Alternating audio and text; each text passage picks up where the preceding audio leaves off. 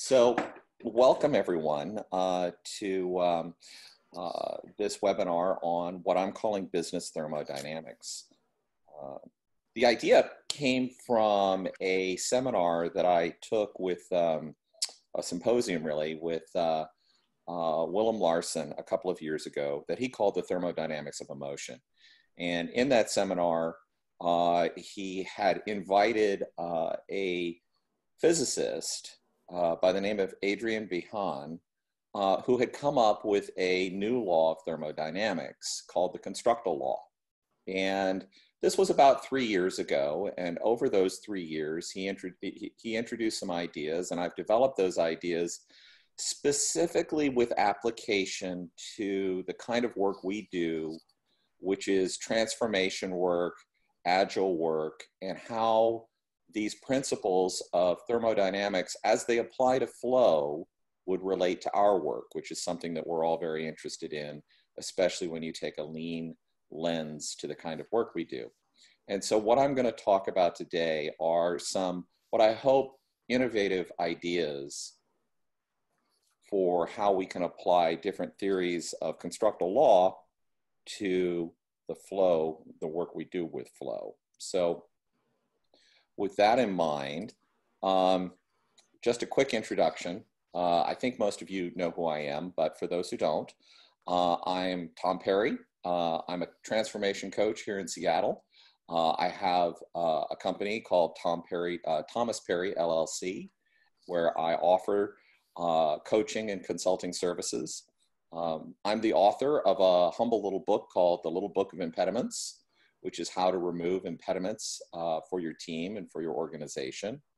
I'm the founder of Agile Management Northwest, a local conference that goes on annually in the fall. And I am a partner with a group of other coaches called 5 Whys. So I'm always on the lookout for partnering with other groups who share my interests. So our agenda for today is going to be kind of lightweight, just to cover, there's a lot of material here, and I offer it as part of a half-day or full-day seminar, but for our purposes today, I'm going to try and hit some of the highlights. And so we'll do an introduction to constructal law. We'll talk about how we find flow within systems, the patterns of flow that we look for, how we can use that in constructive ways in the transformation work that we do. And I'm going to take a little bit of a risk and share some ideas from a related field, which is around emotional flow. And this is called immediate moment theory. And so I'm going to go out on a limb, metaphorically speaking, and share some ideas there as well. And then a little Q&A at the end. So, constructal law is really a law of thermodynamics. Adrian Behan is a physicist. He's at Duke University. He got his start working on semiconductors, and how his job was to figure out how to design semiconductors in such a fashion that the heat dispersal across the chip and the energy dispersal across the chip was effectively managed, because of course their biggest challenge is overheating chips. And so this was a guy with a background in thermodynamics who was using these principles in a practical way to help design the best and architect the best possible semiconductor chips. He came up with this new law of thermodynamics, which has received rave reviews within the physics community. And it can be stated as, for a finite flow system to persist in time or to live, which is an important point, its configuration must evolve in such a way that it provides easier access to the currents that flow through it. And so right away, he had me hooked with this statement, because obviously we look for and work with these sorts of systems in our agile and lean practices every day. You could put it differently, and he does put it differently in his book, Design in Nature. Everything that moves, whether animate or inanimate, is a flow system. All flow systems generate shape and structure in time, in order to facilitate this movement across a landscape filled with resistance, for example, friction, or other obstacles. So he's taking a very bold stance here in saying that everything that moves, animate or inanimate, is a living system. And so the important thing to keep in mind here is he's not just saying that flow defines what living systems are, but also that the configuration or the architecture of those systems is going to be instrumental in understanding, defining how that system works. And so that's particularly interesting to us, especially if we can use it in some sort of predictive or explanatory way to show either the best possible options for flow or why flow is affecting the system the way it is. And so both of these can be very, very useful. So in order to do this, it does require that we look at the world a bit differently and that we treat flow as something special. And so the first thing we have to appreciate is that motion is the cause of every life.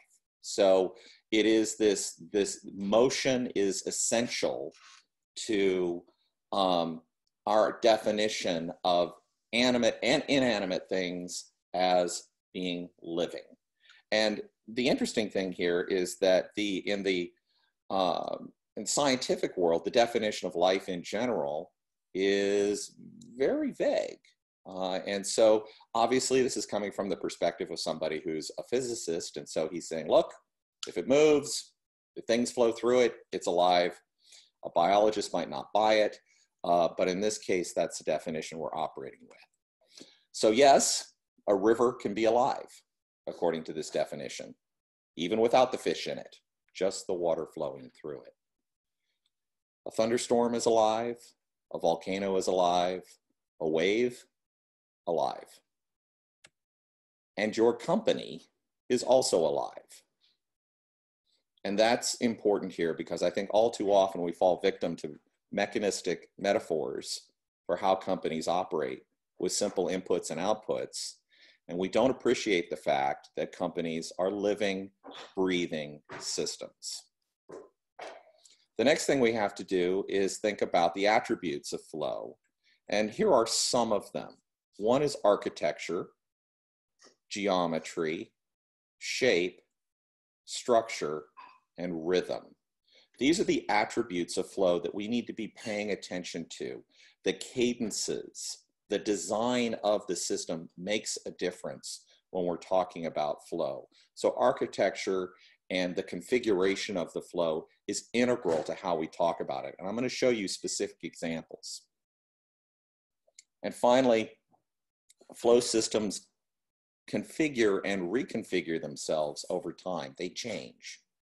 And that has to be the case in order for this to be a living system and not stagnant or dead. So the evolution occurs in one direction. Flow designs get better, moving more easily and further if possible. Rivers create tributaries, tributaries create branches. Within those branches, they get more complex and they become deltas, and the flow becomes smoother and smoother over time. And of course, there can be bumps and mistakes, but in broad terms, tomorrow's system should flow better than today's. So to wrap that up, our definition of life is anything with movement and the constant morphing of the design of that movement. So to be alive, it's to be flowing and morphing and changing. And when a system stops flowing and morphing, it's dead. And to me, this speaks sometimes to the kinds of organizations that I encounter. If I go to a startup, they're morphing so fast, I can hardly recognize it from day to day.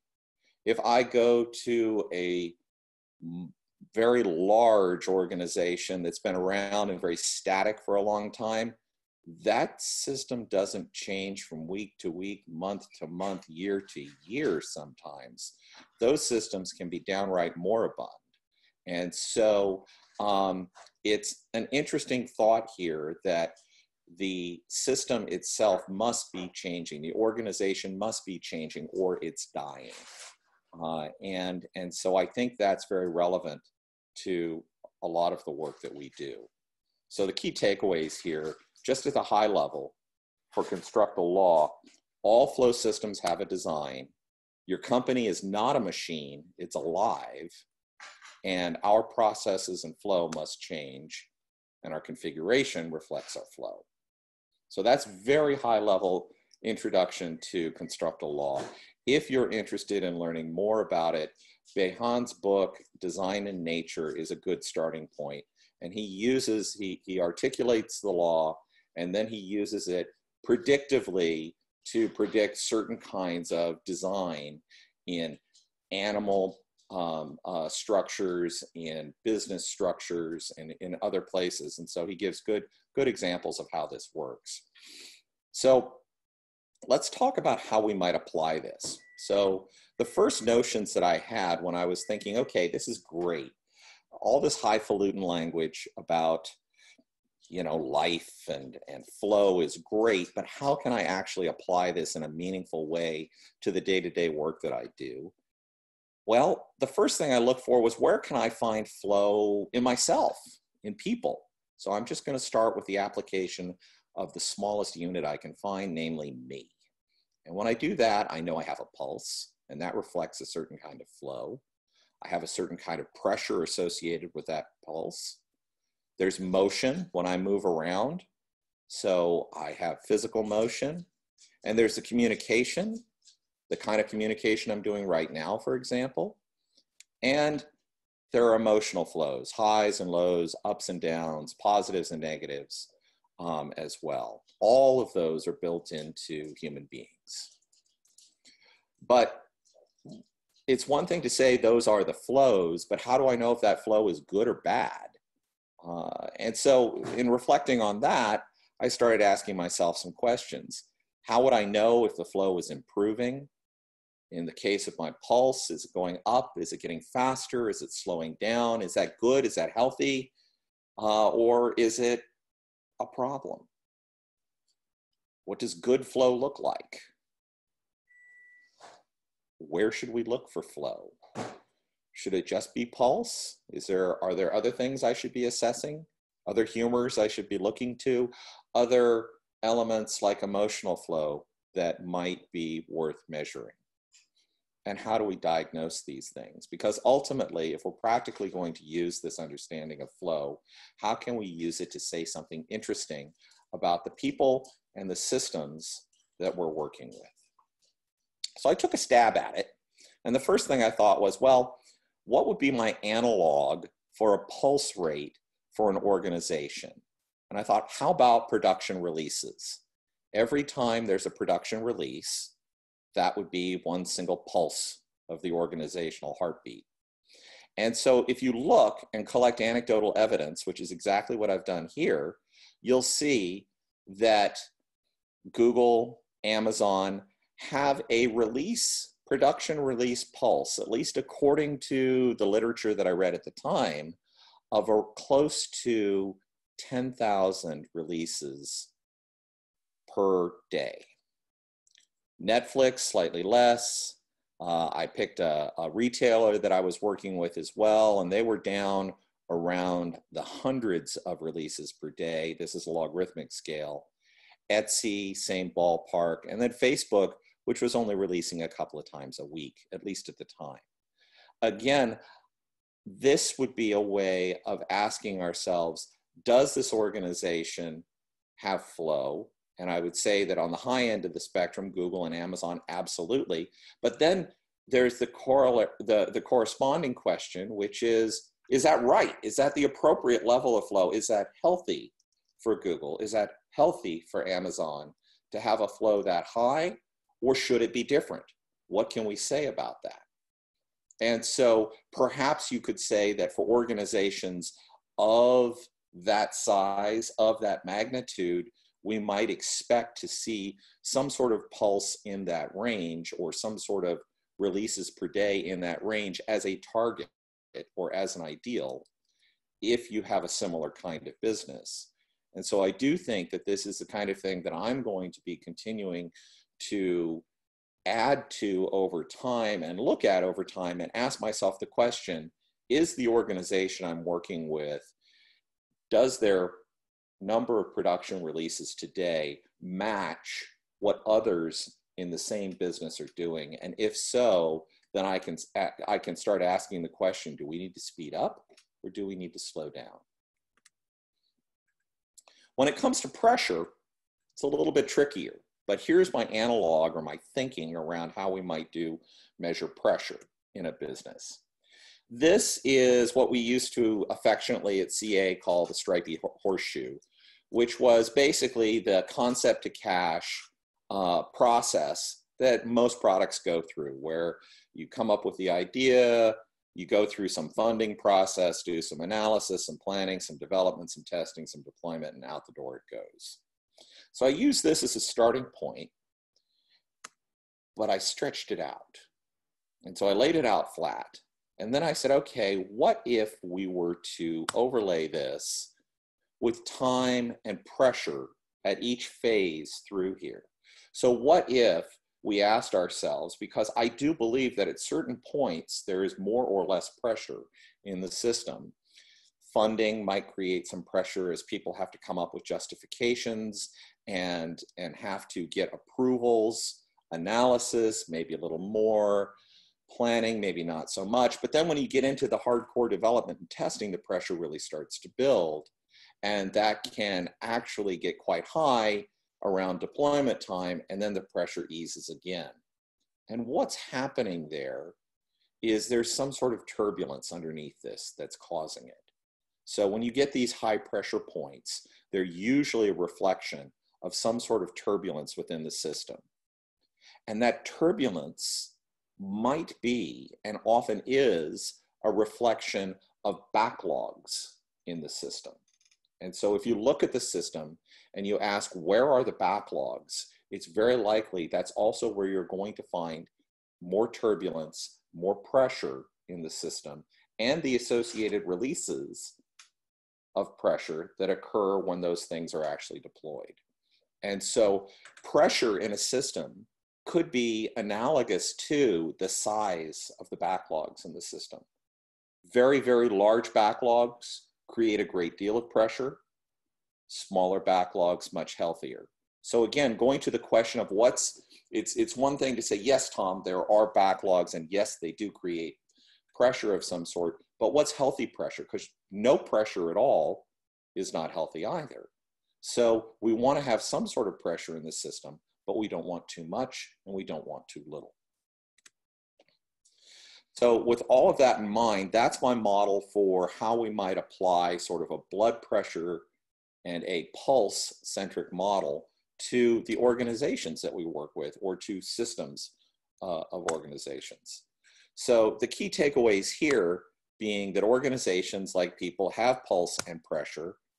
Pulse and pressure reflect information about the system, diagnostic information that we can use, and pulse and pressure are objective measures of the health of a system. Now, I don't expect everyone to buy into this wholesale, but this is playing with the ideas of flow. And I think this is constructive in terms of trying to find the right metaphors that work for an organization. And from that perspective, it can be very useful. Taking these metaphors into, for example, a healthcare organization might be extremely powerful, and these same metaphors going into an aerospace organization might be completely useless. So I do think that there's the kind of metaphor use here that can help us out a great deal. So moving on, patterns of flow.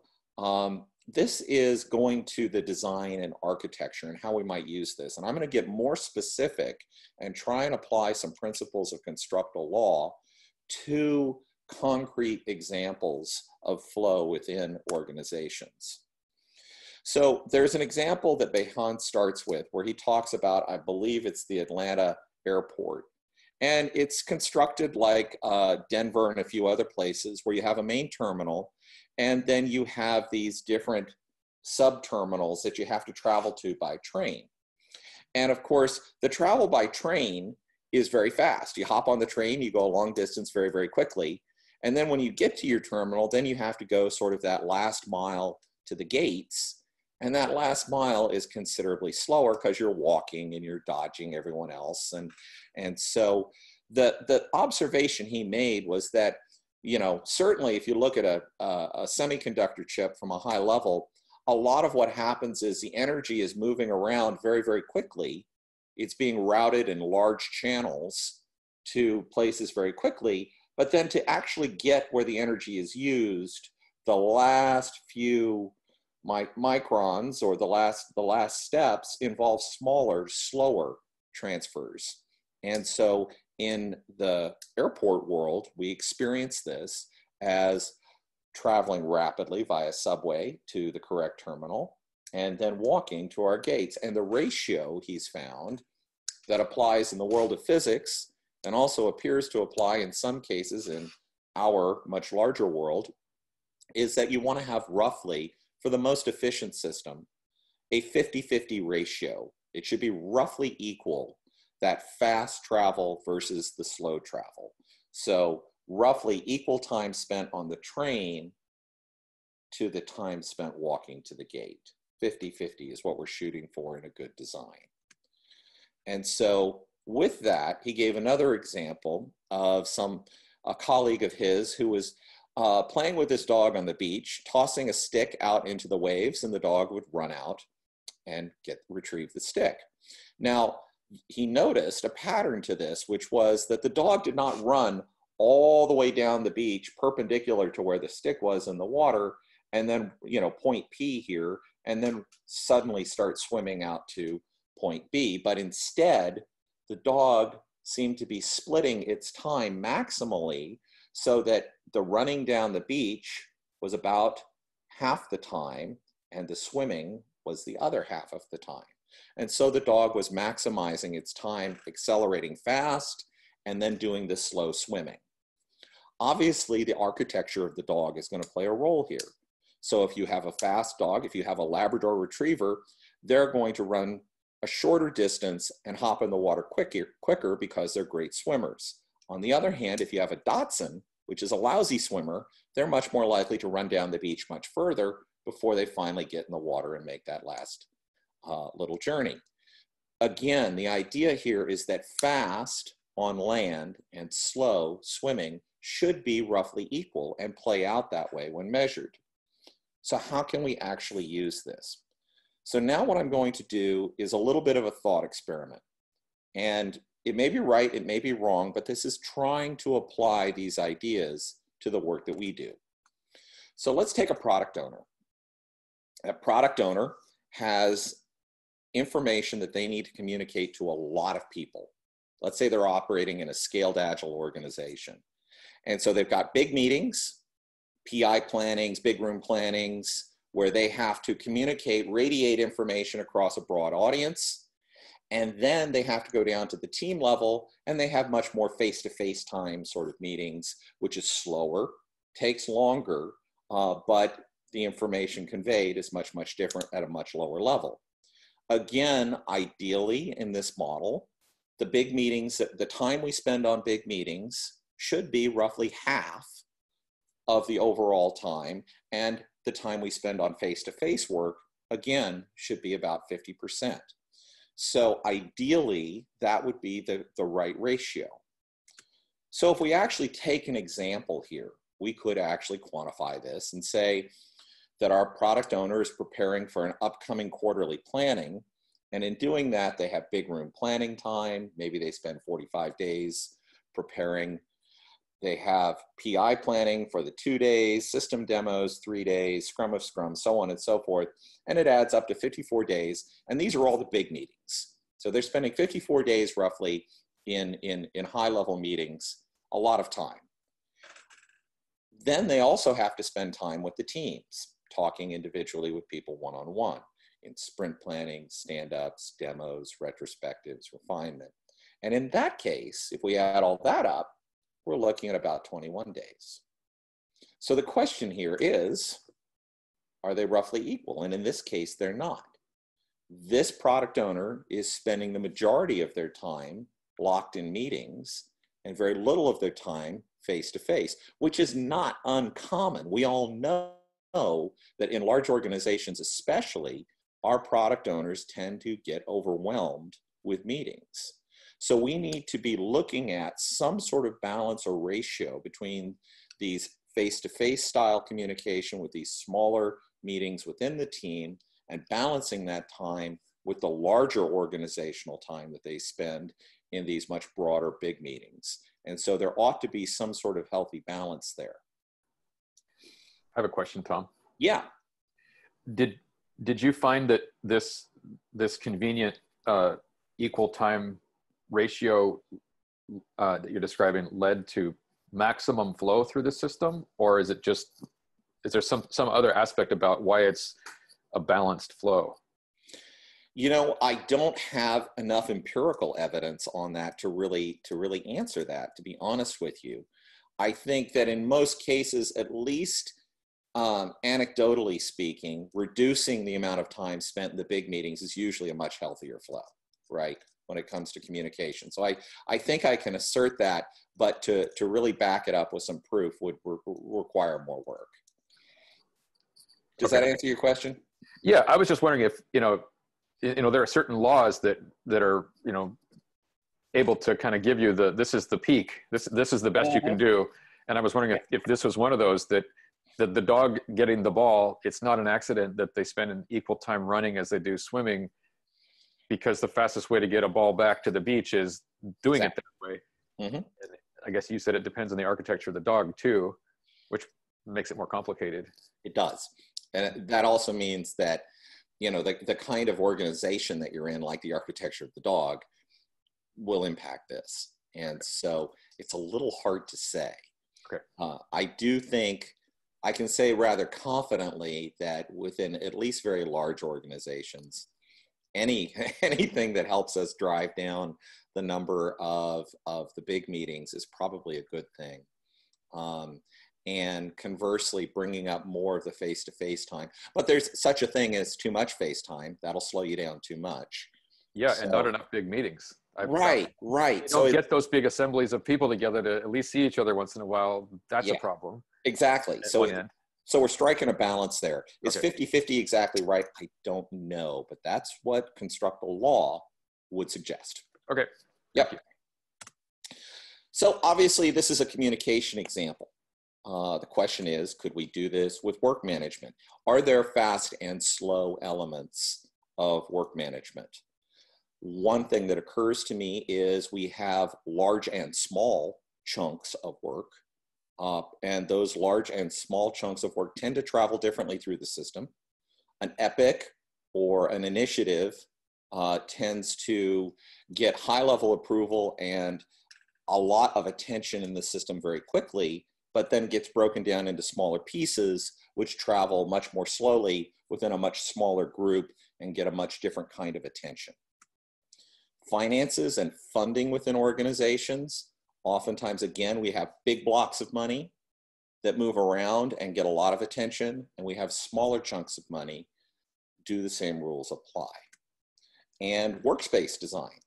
So we have things, if you look at our systems now, not unlike the Atlanta airport or the Denver airport, are there elements of fast and slow in the way we have organized and structured the workspace? Are there ways to quickly shuttle from campus A to campus B and then make the slow work from getting to building A to building B, or going upstairs or downstairs, or finding the team, that sort of thing? And all of that is a sort of a conversation that ends up being one about the spatial dynamics and how we've organized the system. Because as we know, as we disperse teams, distance matters. And so again, it's how long, what are the travel patterns, and how should that flow work out? And there are architects who will actually spell that out as part of building design. So this works in cases where there are multiple modalities involved, where there are large things and small things, fast travel and slow travel.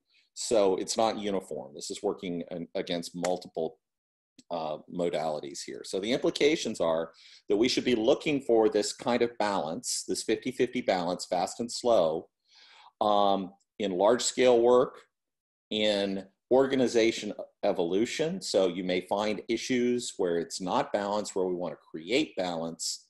And also when we're looking at the constraints, impediments, and defects that we're dealing with. So again, a quick quote from Bejan. All vascular flow systems generate multi-scale channels, large flows, small flows, and because this is a good design for spreading a current from point A, or from point to an area, or from area to a point.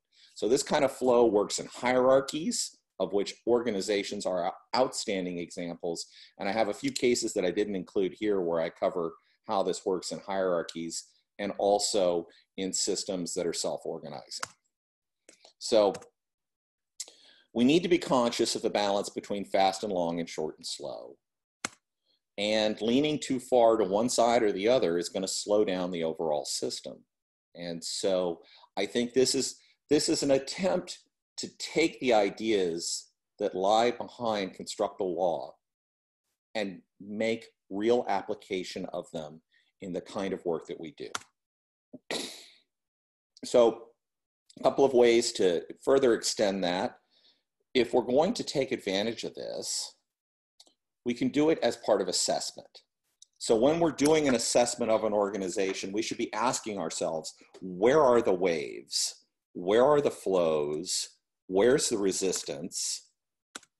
These are essential to doing a good assessment of an organization up front when you're doing discovery work. And then of course there's value stream mapping. And what all of this is suggesting is that value stream mapping as we do it today is too narrow. Value stream mapping needs to be much more multidimensional. Right now, it just focuses on the work, but we can start to measure that in terms of the fast and long and the short and slow elements. And as this has shown, there are so many more dimensions to the work that goes through an organization.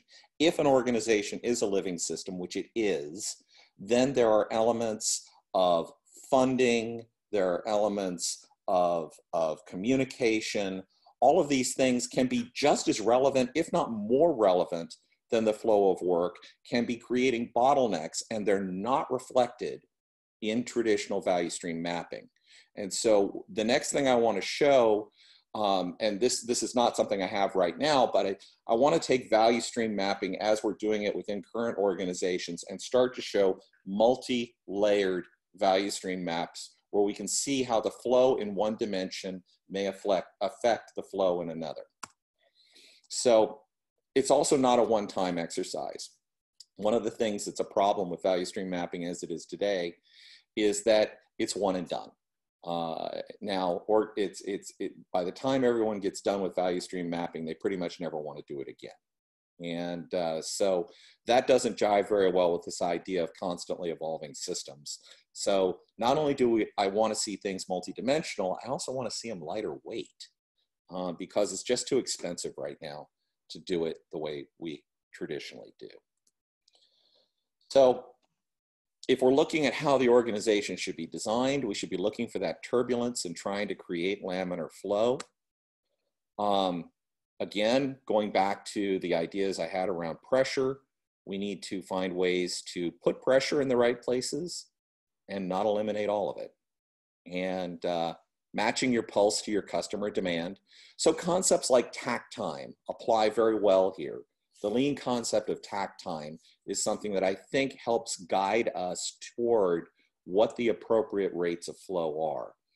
And then applying the few large and many small and aiming for fast and long and slow and short. So the Constructal Law can help us better identify these areas of flow, and then we can use that in our practices to help change the system to improve that flow. The value stream mapping can benefit from some of this, and the organizational design can be changed to account for that. So now I'm going to step on the third rail of software development and talk about emotions. So I'm pretty much jumping right on it. So as it turns out, there's a guy by the name of Kevin Behan, and Kevin is a dog trainer.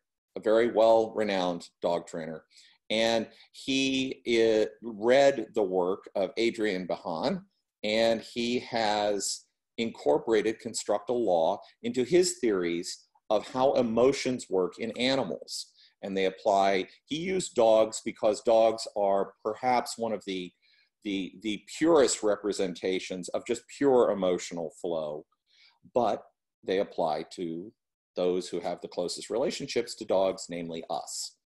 And so I'm going to go out on a limb here and try and express some of the ideas of emotional flow.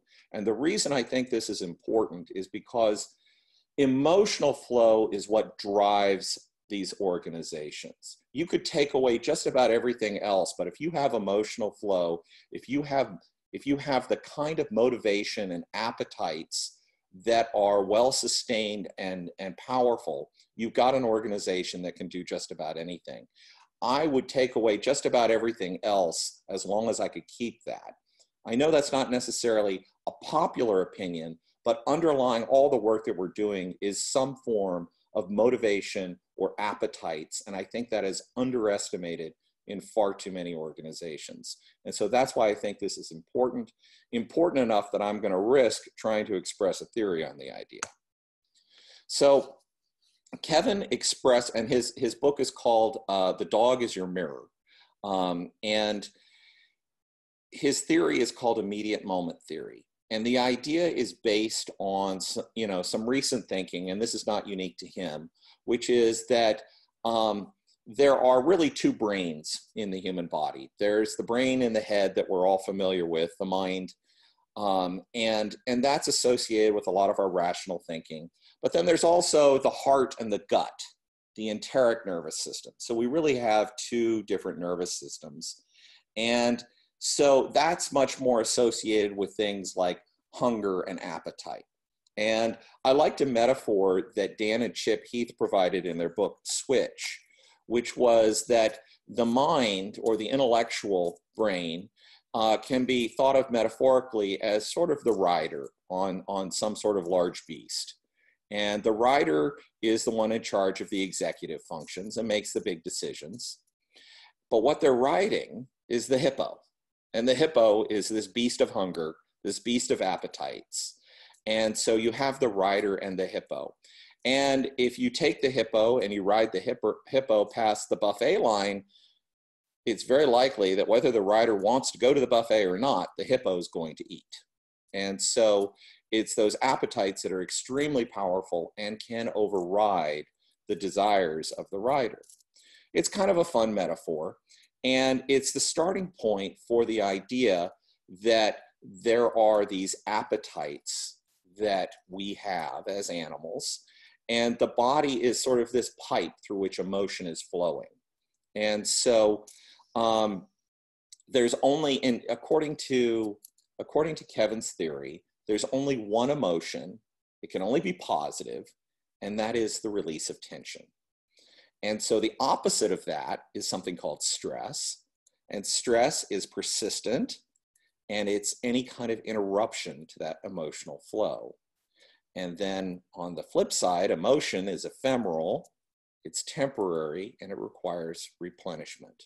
And so we're kind of this battery of emotions where we store up emotion and things get pent up and released. And that leads to this theory of motivations or appetites. And I'll leave there. There's also the notion that there are things we're attracted to, which we feel predatory towards, and things that are preyful to us that attract us. And so as sort of a pack animal, we align ourselves towards prey, and those things have certain attributes about them that satisfy our emotional needs or appetites. So I'm going to stop right there and move to what I think started to resonate for me as I started to think about something that I think we'll all be familiar with, which are concepts like Daniel Pink's notion of drive. These appetites that we know of, there's autonomy, mastery, and purpose.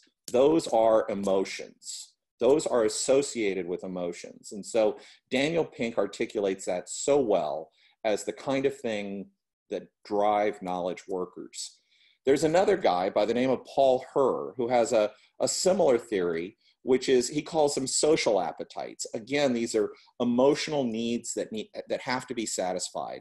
There's cooperation, skill mastery, skill deployment, innovation, and self-protection.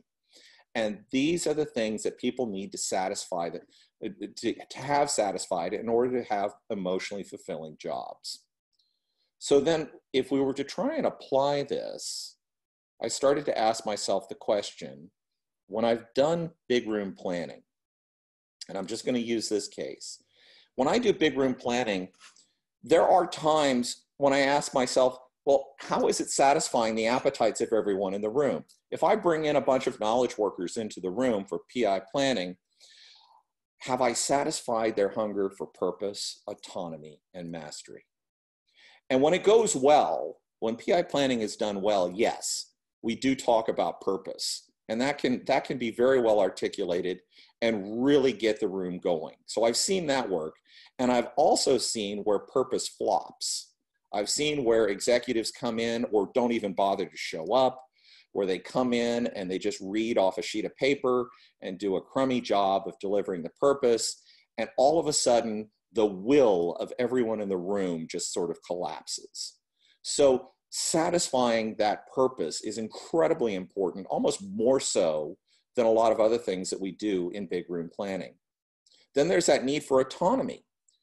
There are some organizations that allow lots of autonomy in their PI planning, in their big room planning, where teams come in and just make it up on the spot. There are other organizations that refuse to let that happen and won't do PI planning without having all of the sprints defined before the teams even walk in the room. And in those cases, what you're doing is taking away the autonomy. If you take away the autonomy, all of a sudden you've got a bunch of developers in there who aren't having important needs satisfied and are wondering why they're wasting 2 days on this meeting. And finally, there's the element of mastery, which I think is really seldom addressed, but which is really important, especially with developers, which is to say, how does this 2-day planning experience help them express or improve their mastery of the topics they own? And that is where oftentimes significant design discussions, significant conversations about architecture oftentimes are glossed over or even lost entirely in the rush to cram features into a schedule. And so I think that if we're going to do big room planning well, we need to satisfy the mastery, autonomy, and purpose. And we need to make sure we do a really, really good job of that, because if we don't, the rest of it is going to fail to serve their needs, and those people are not going to be coming back for the next one. So that's just one example of how we might apply those ideas. So we can use this to apply it to emotions, and we think of this in terms of appetites and how we can use that to drive our attention and align our motivations so that we're getting the most out of our work together. If you're interested in looking into this further, there's Design in Nature. There's the Principles of Product Development Flow, which of course is Reinertsen. The Dog is Your Mirror, that's Kevin Behan's work. And Primal Management, which is Paul Herr. And I should put Drive on here as well. So these are some of the references that have led to these ideas. If you find this kind of thing exciting, there's more. So I offer custom training. Intro to Agile, can do that as a brown bag, can do that as an afternoon, can do it all day. Business Thermodynamics, I can offer as an afternoon seminar. Also Removing Barriers to Execution, which is really talking about how organizations can reduce impediments or remove impediments. And also working with more of an experimental mindset. So those are some of the custom trainings that I do. I do the full set of SAFE certifications. So any of the SAFE certifications, I'm 5.0 certified and love to do those. And of course, I do training and executive coaching and management consulting. And perhaps most appropriate to this audience, I'm looking to partner and help out. So if this kind of thing, which is the kind of innovative thinking that I think we need in the West Coast to help with supplementing and reinterpreting how Agile is presented, I think we need more of that. And so I want to help folks find ways to find different metaphors and different ideas that will help them introduce the change that organizations need. So I'm happy to partner with folks, and I'm happy to also help you with independent training and classes. That said, I'm running out of air. I'm getting all hot and bothered, so I think I'm done for the day. And if you have any questions, I'd love to take the time now to answer them.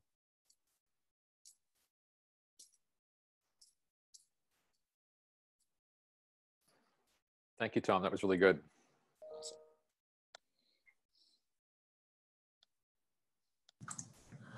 Yes, that was really good. Thank you, Tom. I really appreciate those ways of thinking about flow.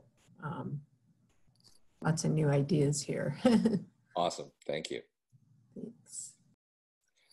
All right, let's see. I like being able to think about the ratio between the long and slow and short and fast. Oh, wait, is that the combo? I think so. I always get it mixed up myself. Yeah, easy to do.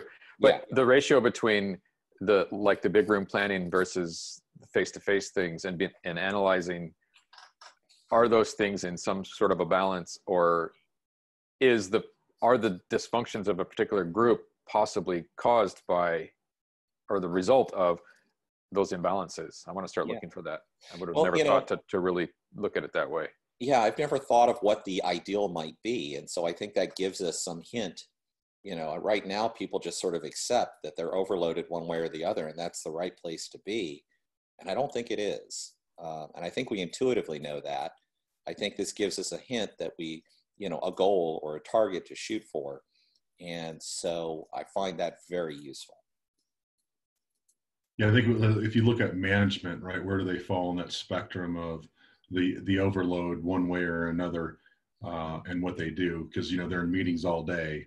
Yes. So obviously there's an impact with their work in process and their ability to get things done because of that. And maybe that's an opportunity, right, especially when we think about management, of, you know, less meetings potentially, or less individual small meetings, bigger group stuff that made things like the big room planning, which help with that communication that they can participate in. I don't know. It's interesting because I always think about the, you know, release train engineer and some of those key roles around agility. We start to define how they interact or best interact day to day, but management is the outlier. Yep. And I think it applies. I think it applies equally, you know, to many different levels of probably any different level of management. It applies equally well. Yeah, mid-level I think is the impact the most. I mean, if you think about that, but you know, because they always say they don't have enough time to do stuff, and now we know why. Your flow's not correct. That's right. All righty. Well, thank you so much for your time, guys. I really, really sincerely appreciate it. And, you know, please think of me if you need help.